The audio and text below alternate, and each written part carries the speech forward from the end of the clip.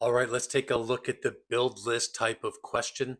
This is Dan Limmer from Limmer Education. You're going to see a lot of these. You're going to see them in a lot of different ways. You might see priorities. You might see something like this, where it's putting the steps of patient assessment in the proper order. Ultimately, we're making a list, moving things from the left to the right. So we're asked to place the following elements of the patient assessment in the order they'd be performed while you and your team assess an unresponsive trauma patient. All right, so I'm looking at the list. Palpate the leg, blood pressure, general impression, stabilize the C-spine, check the pulse, administer oxygen. All right, my general impression is first as I approach the patient. I think that's good.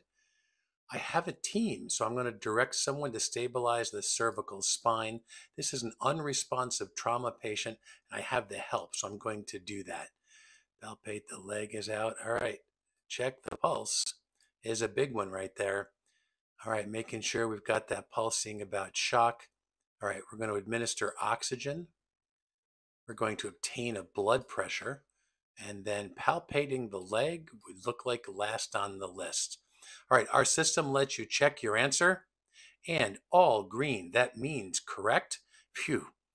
All right, and a rationale. The general impression is performed as you approach the patient. Since this is an unresponsive trauma patient, C-spine stabilization is done early and may be delegated. The pulse would be checked next, and we give some oxygen as part of the primary assessment. Vital signs including BP, followed by palpation of the leg. This just gives you an answer, just down and dirty, of how we're going to analyze these, how we're going to move those over and build a list. You have to get these in the exact order to make these work.